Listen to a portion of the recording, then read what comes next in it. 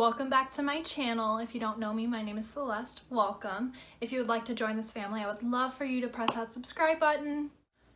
I do a lot of true crime. I also do some crazy videos if you haven't seen my channel yet. So today we're actually going to be talking about a case that has already been solved and everything, but I just really wanted to talk about it. It's something that happened back in 2018.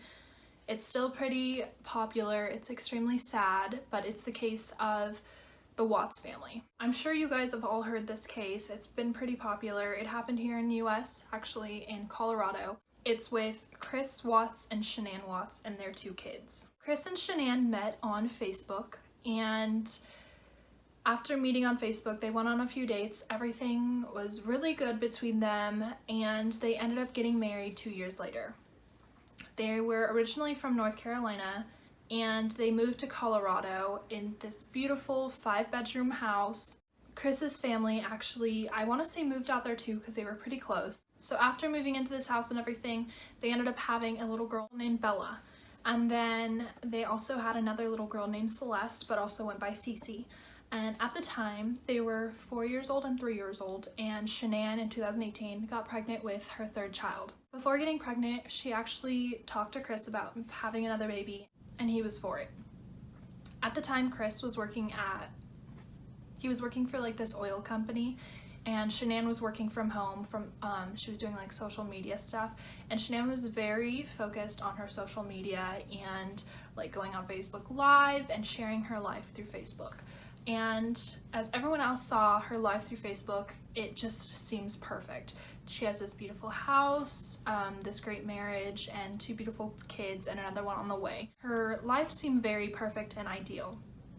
Well, Shanann was 15 weeks pregnant. I want to say she was about 15 weeks pregnant, and she went on a business trip to here in Arizona, Scottsdale, Arizona, on August 9th, 2018. And before she went, she was actually having problems with Chris and her marriage, and it was documented through text message with her friend. So she was texting her friend about Chris and how he's acting so different, and how he says he no longer wants this baby and 2 kids are fine, that's it, he doesn't want any more, and he was just been very distant with her. And her friend was like, that's not like Chris, that's really weird, wonder what's going on. You should check his phone, see if there's another woman, what is really happening here. I don't know if Shanann actually found out if there was another woman or not, but she went on the trip, and during this trip she was with a friend named Nicole, and this was a business trip here. I guess she was acting very different. She wasn't eating really, she was barely drinking anything, and Nicole was trying to get on her, telling her like, you need to focus on your health because you have a baby. You need to eat more, you need to drink more water. She just wasn't for it, and I believe the reason was just because everything that was going on with Chris was just in the back of her mind, and she just couldn't overcome this. So she had this whole paragraph written out of what she wanted to say to Chris when she got back, and everything she was just on her mind, and she wanted to confront him. She ended up getting back from Arizona on August 13th, and it was really, really early in the morning, and it was like 1:50 or almost 2 o'clock in the morning. So Chris and the girls were at their home already sleeping. So Nicole, who was on this business trip with Shanann, drove Shanann home. As you can see on the Ring doorbell video, Shanann gets into her house and everything's fine. However, this is going to be the last time we see Shanann. All we know from here is that the next morning, Nicole offered to drive Shanann to a doctor's appointment that she knew Shanann had at 9 a.m. She said, let me know if you need a ride, I will take you in the morning. Well, she never heard from Shanann, and she kept calling her and she wasn't hearing anything. So she called Chris, and Chris said that, oh, she told me she was going on a play date with the girls to her friend's house.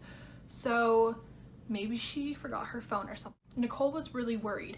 Shanann also was supposed to go do a business meeting that morning also, but she never showed up for that either.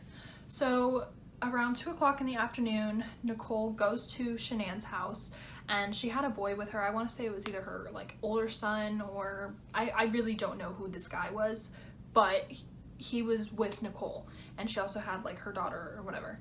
And she kept trying to get a hold of Shanann. She was knocking on the door and everything. The front door was unlocked, but there was like that little metal hook thing so that Cece, the little girl, can't open the door and go out, so that was locked. So they could open the door, but only like this much. And they didn't know the lock, the code for the garage or anything, so they were really worried about what was going on. So they called Chris and told Chris, like, we cannot get a hold of her. Her car's in the garage. This is weird because that's her car. She should have driven it if she went somewhere. And apparently she's had some sort of medical issues.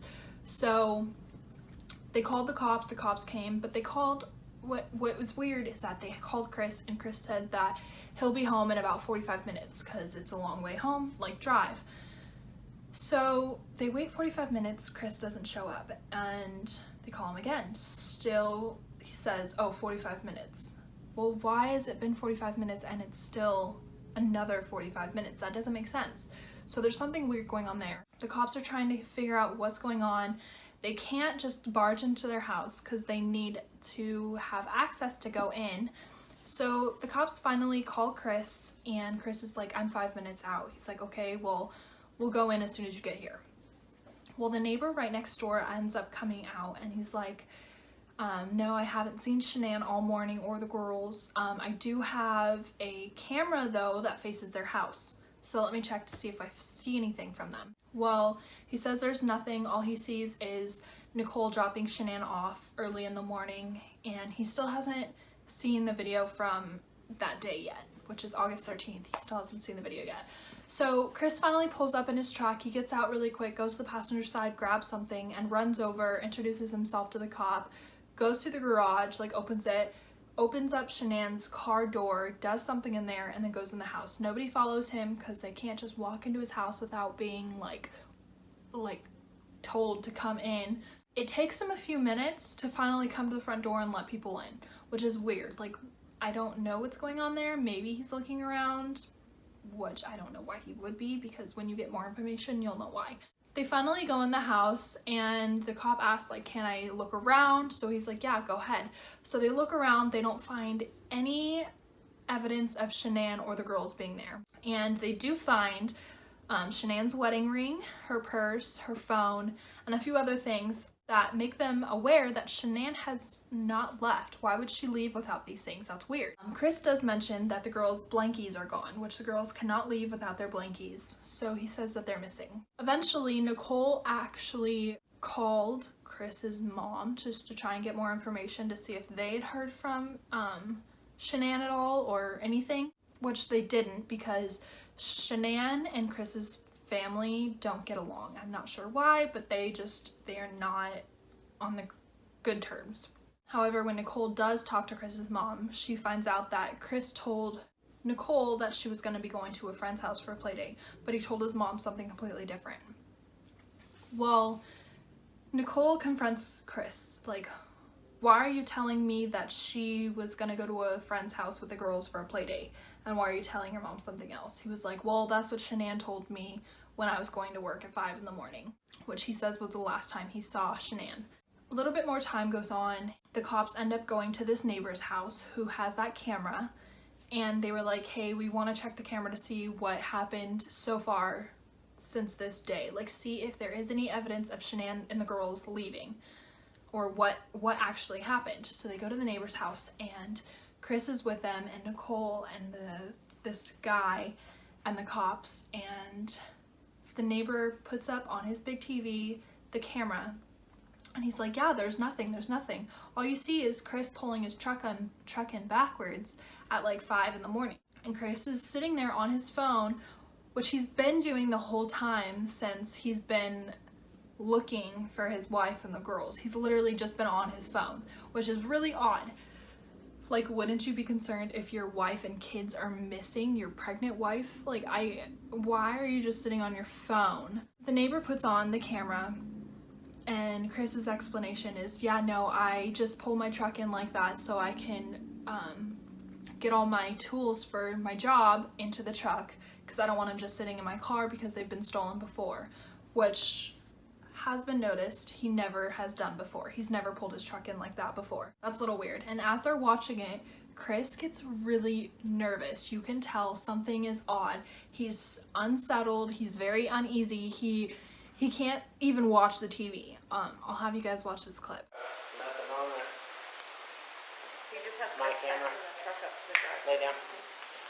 Loaded my stuff up in my coolers, my water jugs, my book bag, my computers, some of the tools that I had from the toolbox. I knew I was going to have to do some pumping into rubbers today. That's why I was out so far. Is this on continually Yep. recording? Yep. Well, It's not, is it any motion or is it, event, okay, so it's motion. any motion event that happens, I get cars driving from this street, and this is him at 517. I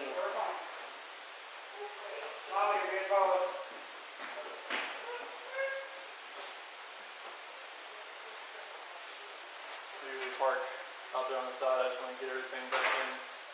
Be easier so lugging everything out there, all the tools that I had to bring in.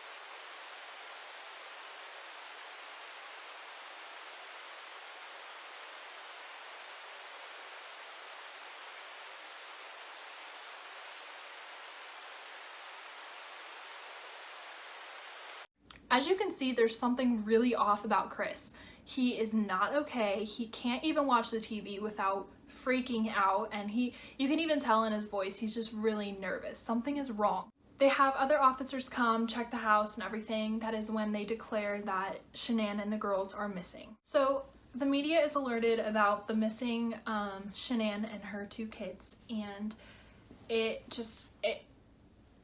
becomes this whole thing that everyone now knows about.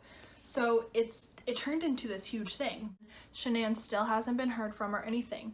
And about 2 days later, the police finally turn their focus to Chris. And Chris actually goes on to the news, and he is asking for his wife back and everything, but he just seems so unfazed. Like, he just very blank faced, doesn't have very much emotion or anything. So I don't know, it's weird. Like, I just feel like if your whole family is missing, like, you would be a little bit more emotional, more caring. I don't know, you would be freaking out. I would be. So police turn to the direction of Chris, and they interview Chris and figure out exactly what happened the night that Shanann came home and everything. So Chris said that she came home at 2 a.m. and they got in a fight and everything, and the last time he saw her was 5 a.m. Well, he ended up asking for his dad. So his dad came down to the station, and the cops left Chris and his dad in the room alone, and they obviously can hear everything that's going on, and Chris tells his dad that he did kill Shanann. So the cops finally come in and they were like, okay, what is going on? What happened? So he was like, so she came home at 2 a.m. and we were arguing, and she goes straight into the girls' room and strangles both girls. He watched her, like, saw her do this. He was like, what are you doing? So he started strangling her, killed her, and he hid all 3 bodies because he was scared. And that was the story he was sticking to. So police are asking him where the bodies, where did you hide them? And he was like, oh, they're on my job site, but he wasn't very specific. So they search his job site, they don't find anything. They actually take Chris's phone and do a full search of it. They find out he has actually been cheating on his wife for a very long time. And the girl that he's cheating on his wife with is a girl he actually works with. Her name is Nicole Kessinger, and Nicole and Chris have actually been dating behind his wife's back. So Kessinger actually knew that he was married and everything, because she was obviously co-workers with him, so she knew everything that was going on. She knew he had a whole family and everything. It was said that a lot of the times when Shanann and the kids would go out of town, he was hanging out with Kessinger, and they would go on dates and all this, and I guess their relationship was really evolving a lot faster than they were expecting. And it was even said that when they finally interviewed Nicole, this is a different Nicole. This is not Nicole, Shanann's friend. Let me just say that. This is a whole different Nicole. So when they interviewed Nicole, the girlfriend, She was actually, like, they looked into her phone, her computer, and it was seen that she was actually looking for wedding dresses and everything. So that's a big red flag. Like, they were planning on getting married, but he was already married and had another baby on the way. I don't know, that's odd. He already confessed to killing Shanann, but he did it because she killed the 2 girls. But something just wasn't sitting right with the cops. They eventually do a polygraph on him. He says he'll do one, and he completely failed. So they keep pushing him and pushing him, asking him what's happening, where's the bodies, what's going on, we can't find them. And he just breaks, he cracks, and he finally confesses to killing all 3 of them. I don't understand why he thought he would get away with this. Like, he didn't know there was a camera facing his house from his neighbors. He was acting weird since day 1, since August 13th. He was just acting odd and off. So he finally confessed, and I don't really want to go into detail about how he did it, but he does explain about how he did it, and it's so heartbreaking. It is so sad. He killed both girls and the wife. He said that they ended up getting in a fight that night, and he strangled Shanann and wrapped her body in a sheet. However, Bella, the 4-year-old, ended up coming in because she heard noises.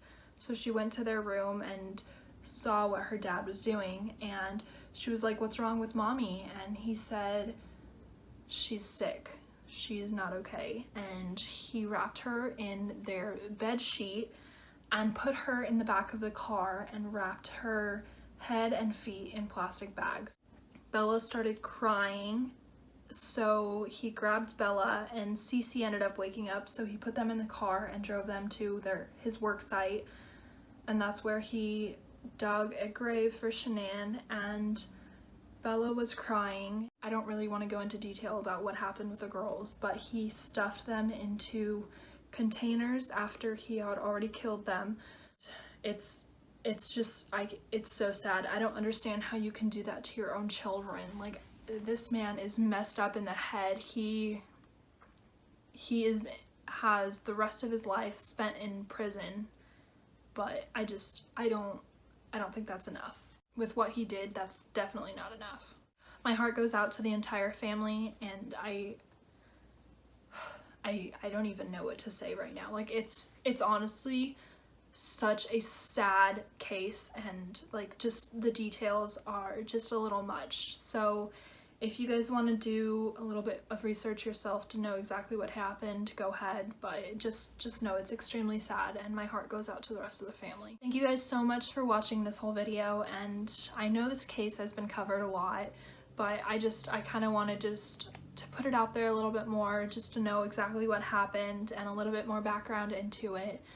But everything on social media isn't what it seems. Just because someone seems happy and their life seems perfect doesn't mean it really is. And this case proves it exactly to the point, and it's so sad. And until then, bye guys!